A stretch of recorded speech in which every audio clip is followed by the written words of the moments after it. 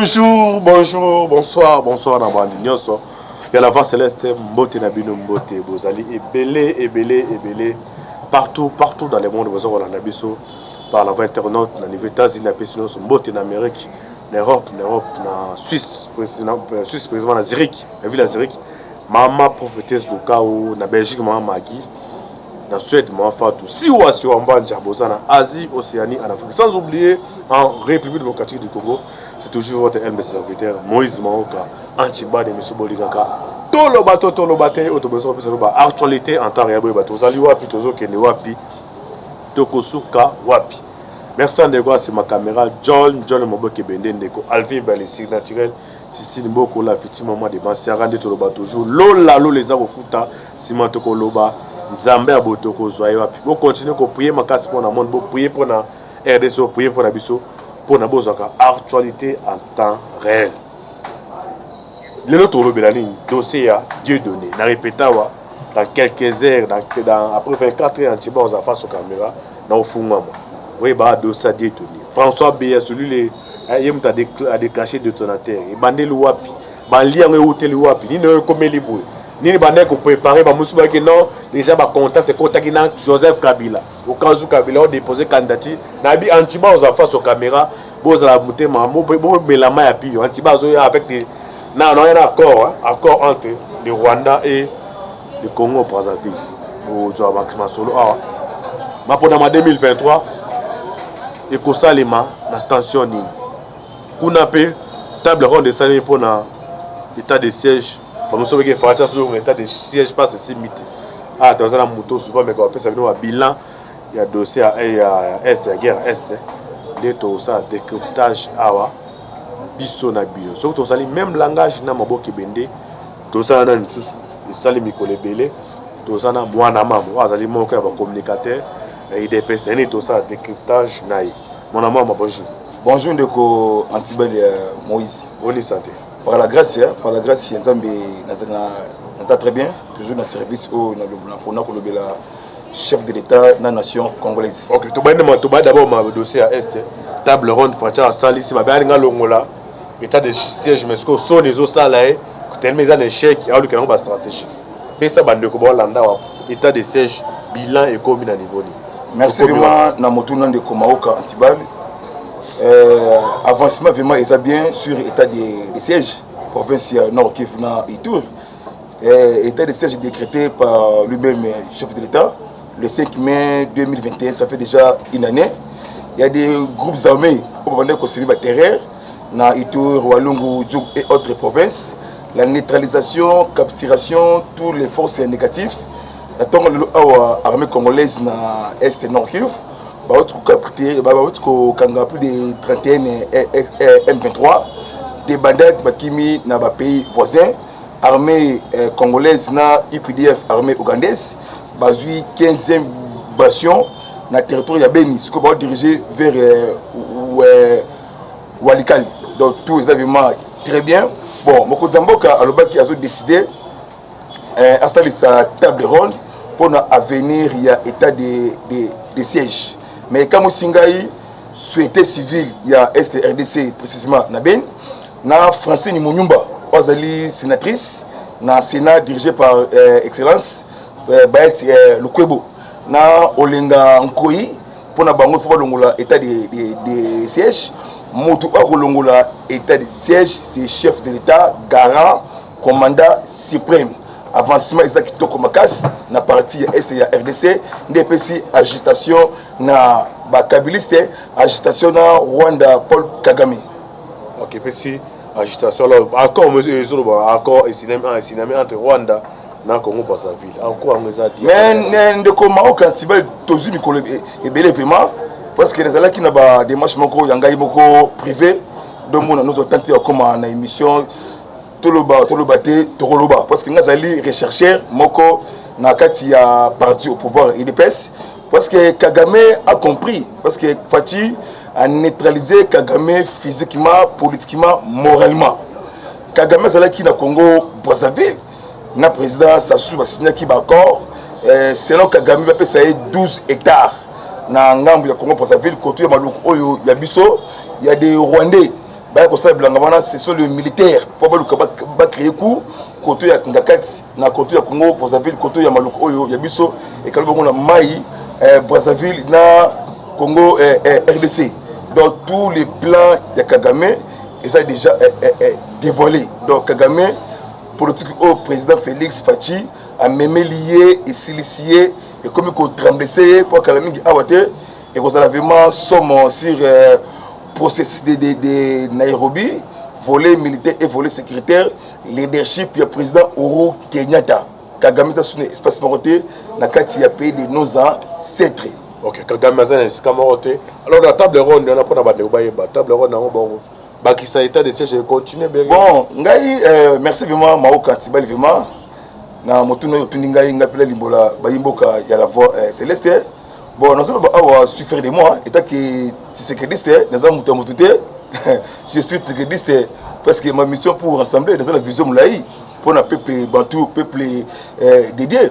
Parce que le président a prononcé Rolongola état de siège. Ils ont dit Bangouna, oh, parce qu'on tremblait. Bon, ils ont cyclé parce que le Congo, tu as représenté, tu as manipulateur, tu as occidentaux, tu as impérialiste. Mokonzamboka a négocié na M23. Il y a une consultation les 18 groupes armés au Bazala qui opéraient parce que Sultan Makenga a qui chassé na table de négociation. Mais comme Singa est prince Epengi Yaba Epengi, na surtout ka Baluka Nguluma Koya, na kombo ya Aboubakar Keita Diang, Alliance Martin Fayul, qui est président négocié parce que bengana ki Sultan Makenga na table de négociation ayaki na orgueil na ba tapage ni bengana ki pour votre information président Uhuru Kenyatta alors qui na tous les groupes armés va déposer les armes sans condition tourner leur pays d'origine sans condition par la tempête c'est ouragan besoin que la mérité mon conseil que qui a calamité au sein de sa table ronde ndeto zelaye après sa date ya table ronde. Ok, merci de coach dans le dossier à Dieudonné Kalouba. Et là, pour me dire un petit peu aux affaires sur caméra et moko. Mais comme on a mis mon maman, donc un peu question posée. Na flash, jeune Afrique, tout le temps à Bandeko. Donc on a un paragraphe à mon qui j'espère que nous en face sur caméra dans le pays c'est jeune Afrique qui a l'élo. Félix Tshisekedi écarte. Ah non, français na linga les a différents. Le poto est na linga les a différents. Félix Tshisekedi écarte Dieudonné Kalouba de la Cour constitutionnelle. Selon les informations de Jeune Afrique, le président congolais a demandé la nomination d'un nouveau président de la Cour constitutionnelle. Rouage essentiel du prochain processus électoral. Un remaniement inattendu. Selon Jeune Afrique, Tshisekedi Moutou à Longoli a écarté Dieudonné.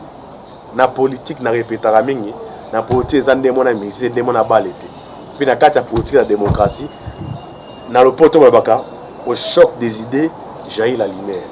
Vous va raisonner. Ce va raisonner, c'est belé de mon tout le monde. Très bien. Na sixième, on a G1 matrice, il y a 5e. On va dire que la maths physique, la biochimie, ma matrice, il a pas pour bimisani, n'est la démocratie.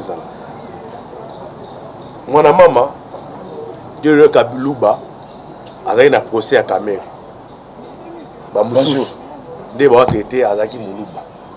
C'est que du comme on appelle à Kataramakamou, la belle présidentielle Zara, cour constitutionnelle, Babiti c'est que dans ça de toutes les façons, comme on appelle ces bonnes missions, Bakanga Cameroun, mission est accomplie, à tiré au niveau de la cour constitutionnelle pour proclamer en 2023.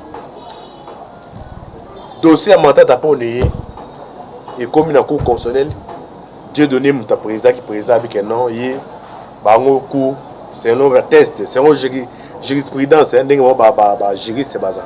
Mandat d'appui en tant qu'ancien premier, c'est même ça, c'est ça. À partir de là, on a pas ça, un homme face au caméra, on a des combos à la pencher. Dans le couloir, Kabila, on a battu Moussou, qui l'a arraché, on a déposé. On a déposé candidature na bango. Tshisekedi nga toujours confiant na expertise mais a dit donné et les appena ku kao angandi ma candidature ya Kabila. Le la grande surprise. Alors peut ça va crèche na face au caméra anti-bal na ont insister dit donné à écarté. Les première voix euti côté opposition na voix euti na côté ya majorité balobi que non eza ba stratégie donc eza voix majorité na lobi voix opposition babi que non eza ba stratégie au bilo par rapport au pouvoir bolenga botia bato bon c'est comme si ok o aye wana za toujours munabino eza ba jemo ko wana eza na kati yo attaque analyste a raison en tant que congolais le moi d'abord sentiment qui combattant qui leader et qui mon amour raison en tant que congolais makalisina ezali nini yo na bandu merci vraiment Maoka Tibali na loba makambu oyo kala ya cour constitutionnel ba juge ya cour constitutionnel bazali corrompu makasi somme oyo kotaka ba dossier belé ba dossier mboka batikala te ko bimisa yango. C'est la première fois dans l'histoire na bien ya monde na toka te cour parce que yango ezali plafond ya suka cour constitutionnel apesaka makasi na mboka nyonso tout songolo pakala. Comment que la cour constitutionnelle a déclaré qu'il est incompétent pour juger un individu na kombo ya Augustin Matata Ponyo. Matata Ponyo a beaucoup de sérieux, il y a des détournements. 190 millions, 190 millions, 150 millions, 400 millions pour acheter le locomotive NCC à l'époque Kabila président. J'ai donné Kalouba dossier Zali Makasi, Yebango de Kwatibal, les Kambouma côté et chef de l'État et garant de la nation, premier juge du Congo, c'est Fati, magistrature suprême, les Kambou, Azali Dango au courant, la Kati ya Mboka. Dans une information, nous sommes tous dans Kati ya Mboka. Parce que dans Kati ya cour constitutionnel, il y a des juges pro-kabilistes, il y a des juges pro-katumbistes, où il infra, ils ont gauche-droite, pour qu'on salue l'image, il y a chef de l'État, pour qu'on salue l'image, il y a nation congolaise, pour qu'on salue, qu'on déstabiliser l'état des droits au Tubundela qui 37 ans dans l'opposition, au pouvoir 3 ans, ça fait 40 ans. Dans il y a cabinet, il y a président qui consomme awa dédonné Kalouba. Balobi corruption contre Makas sur le dossier il y a Bukanga Londo. Ndé lobi qui tirage au sort. Ba juge ba vandi ba okani balongoli président pour constitutionnel dédonné Kalouba na juste président les deux voleurs ndé balongoli bango oazo signé intérim il y a dédonné Kalumba na kombo ya Badi Banga comment on se jouer intérim ya président constitutionnel biso to bundela kité ba miyibi to bundela ki ba valeur mais to mo le commencer la awa autant que ali bien na vie ya bato mais so kozangi sagesse ozali motuté comment que président constitutionnel a prêté serment de fidélité devant chef de l'État devant une nation congolaise nommé par ordonnance présidentielle dans le mois d'avril 2021 mais de donner Kalouba ça les raisons haut niveau au Salamati. En tout cas ça fait mal vraiment de mon que tout ça va au bazar ba des 6 ba des 4 même ngam qui nous a donné attaque président Koko constitutionnel yo tanga ma fa non écoute yo tanga fatis non le problème c'est quoi au moment des aboué ngana soki information Joseph Kabila a voulu que président renommé secrète na batnaye parce que selon lui à ce qu'on imaginait à que nous déposer candidature en 2023 dans l'élection présidentielle. Donc, nous avons dans le cadre cour constitutionnel, même dans la cour de cassation, cour de peine, il faut qu'on change les juges. Il faut que la réforme des magistrats congolais. Oh, mais c'est là qui coïba, copier, copier le dossier, il y a mabé, kobomba, monte, oh, asali, mabé, batikiye, oh, asali bien à côté prison.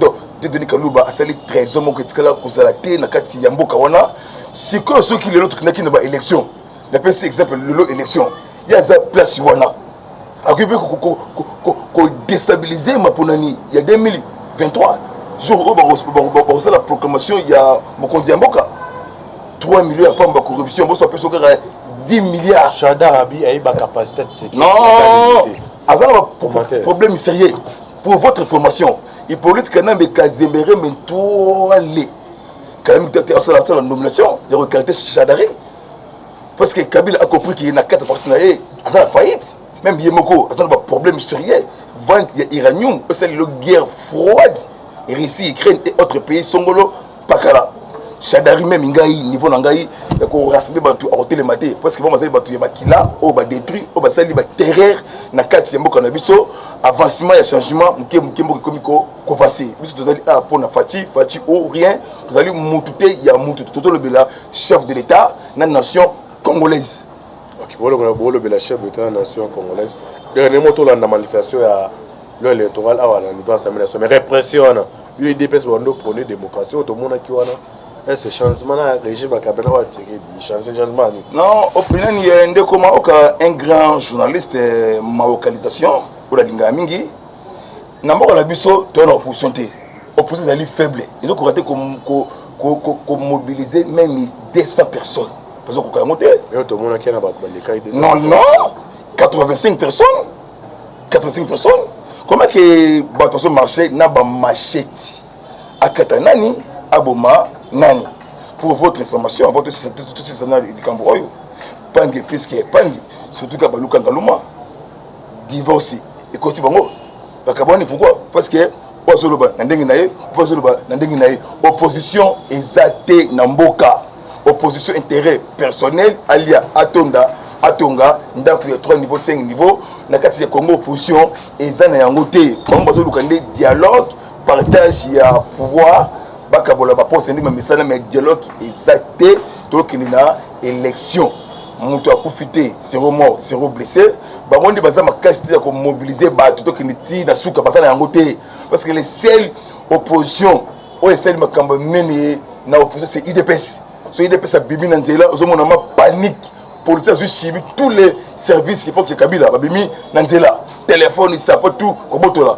opposition na Congo exacté en tout cas opposition na Congo vraiment ils ont monté nous s'est passé entre Mouzit na fâché mais ça bandeko dessus des cartes bandakala montant jouer point de négociation entre Mouzit et Tshisekedi ils allaient aux amis c'est nani Patrick ministre bino bandeko bino ba jeune bolanda ba politicien o bolo boyeba so ba pekso non c'est le bon intérêt ya ndeko bandeko yi defense moko na ndia yeko ka ya mo cadre na politicien ça la fois ba relation aussi pouvoir intérêt na ngai osanini ko so o ça moment ozo ebate comme na suka na yo muzita tina ki finga Tshisekedi finga yo mona pa osuki to bana na tuita muzito pour comprendre que nous mamna ibisa bino bana 3 mois na yo que non muzitu ombo muelilingi na ezaka na oya bande ba comprendre raté bo suka ndenge 3 nezo tanga ma ate bemba kameke bo suki bo jonke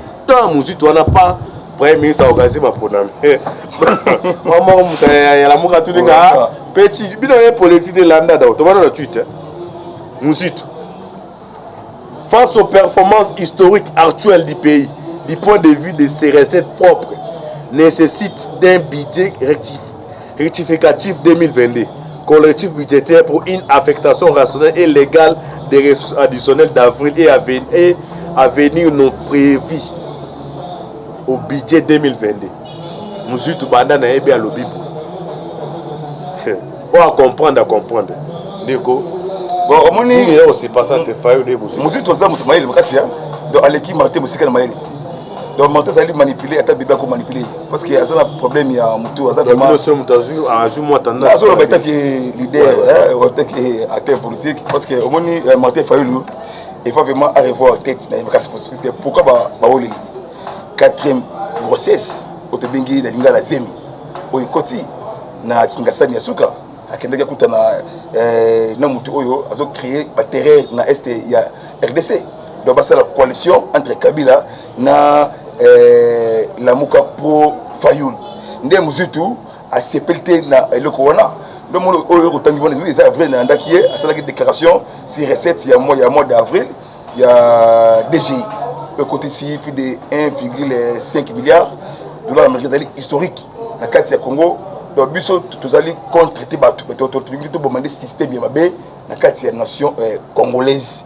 Donc il bazala problème sérieux kutu déjà ya rediviser donc ba ko le langage au mon côté au lobby A au lobby C au lobby U parce que Patrick Mouyaya tu es très bien ministre ya communication et médias au azalaki na mobimbo na même ça malokonde kenge na niveau ya Cape Town na Afrique du Sud na Inda Manning oh balobelaki ba les pays miniers en tout cas on sait yo musitu ndeza wana sali analyse aye ko sala vraiment banquette amoni ke niveau to ki na fati en tout cas tous la perdant c'est qu'on a changé langage parce que politique est changé et juste avancement il y a le colo makasi donc on a changé langage donc atiki ndekone azaka revers parce comprendre le comment côté na kati ya nation congolaise mais musitu ça déjà qui atika ndekona ye asko a tracé na ye pour l'obipé azala sauver réconciliation entre Katumbi et Kabila sous la médiation à Senko. Est-ce que vous montez Katanga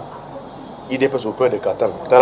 Mais ndeko maoka Dieu Soriano Danyano. On fait ça moi mouki raison na bandeko. Alliance. On a bien moi il dépasse à bac et temps pour se préparer pour là c'est ça. Et le ko ba sali wana te monique les deux étrangers na kati ya Congo na Grand Katanga Lubumbashi. Moïse Katumbi na Kabila. Bino nyo so bazara. Mokonzi mboka Pierrot Oloba Kimisi Pierrot. Pierrot Oloba na kotanga le président de la République a présidé conférence interprofessionnelle n'est-ce pas si Grand Katanga. A bengi ba notable Katangé na ba notable Kassayen. Vrai Katangé faut ça na kati ya conférence interprofessionnelle. Mais yo Moïse Katumbi et Hippolyte Kanambi Joseph Katumbi accueilli na frontière na Kashobwe Zambie RDC akimi table ronde wana atikali koyate avandi kuna soka dikaki mokonzi mboka et face à na kati ko conférence wana etake Katangé et l'axi que azalane Katangé te azana jif grec na kombo ya Soriano Danyano Nissim tozu information nyo surtout wana le 16 au 17 mai Kabila na Moïse Katumbi bazana na Lubumbashi sur médiation na bandeli bien sur médiation ya catholique archevêque ya Lubumbashi na Congo. Alors vraiment question pourquoi catholique? Parce que en français on continue na français baza église au milieu du village. Tout le monde a ba crise salema église batou. Salema Kabila muta Moïse otala Congo na musika. Mais pourquoi ça qu'on insister ayo que ça ça Soko moni Fulgence Muteba azali archevêque ya Lubumbashi c'est Frédolin Ambongo. To mona ka Frédolin Ambongo cardinal akino kutana na Moïse Katumbi na ferme na yekuna na Kashobwe. Parce que lolaka nini pour makambo ya Congo.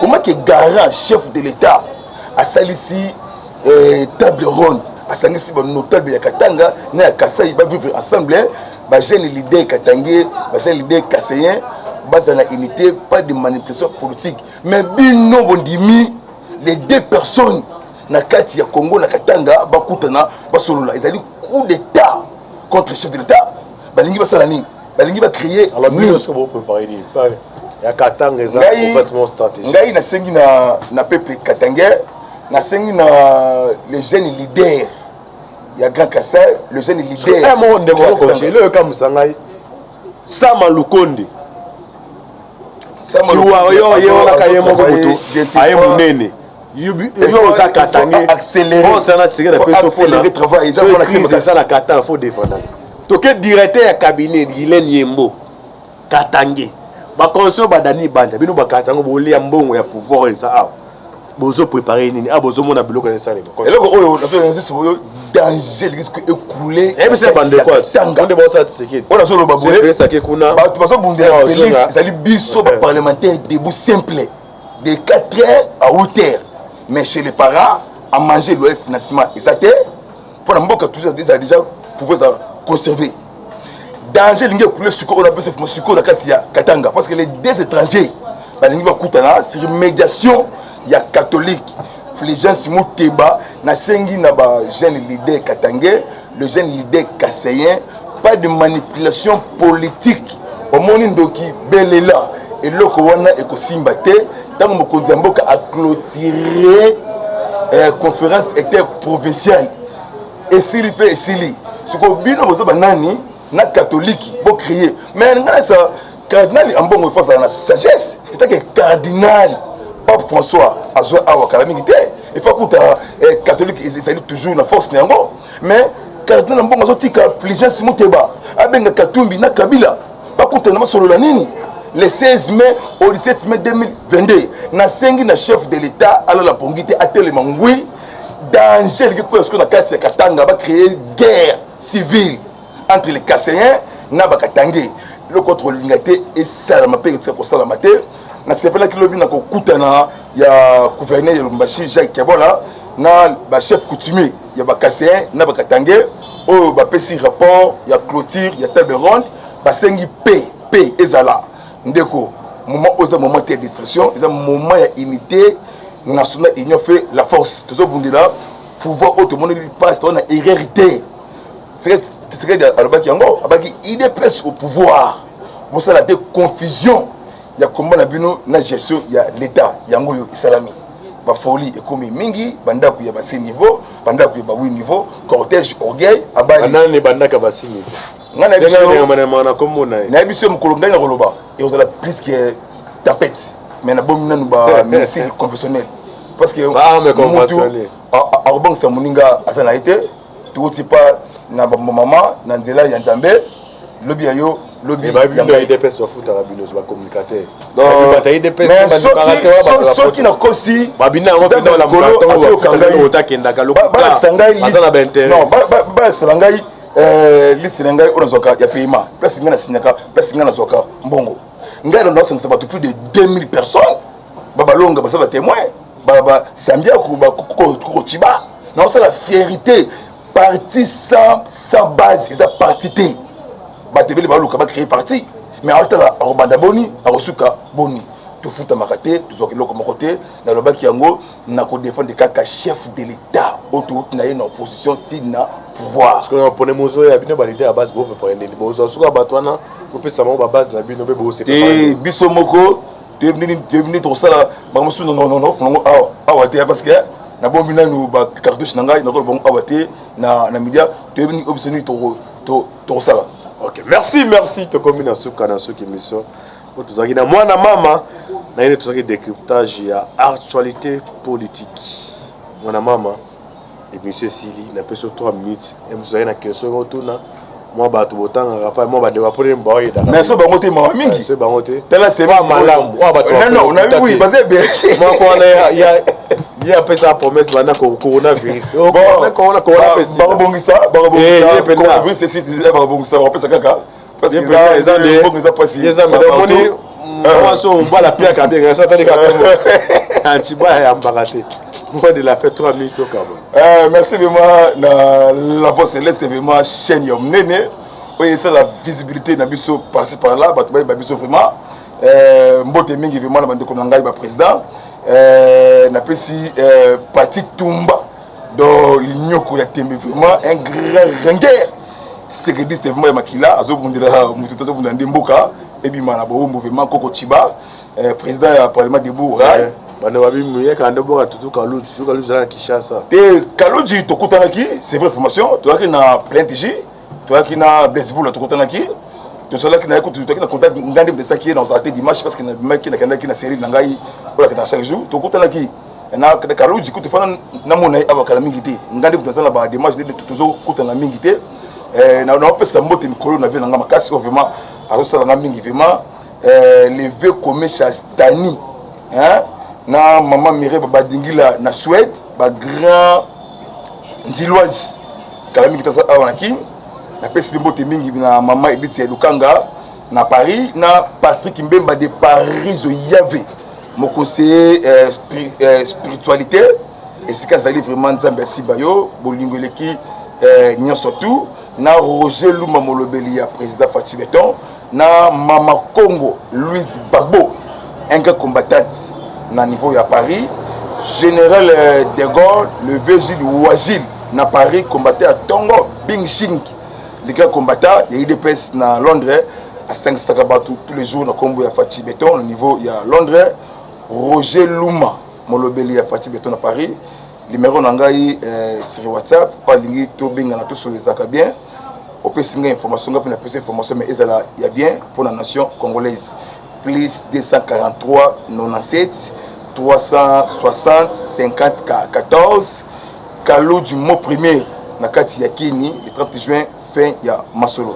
OK, merci to komena suka na suki émission na biso émission bolingaka toloba te tozalaki na mwana mama mitude ezalaki na ngai baréponse ezalaki ya ye oza na besoin ya kogestion kocritique okomi milo ya ntibala kebisa eza grimace na ba tobeti lance okete kodenda nzambe pambola bino merci na mwana mama merci na bino tout affaire à suivre ok merci vraiment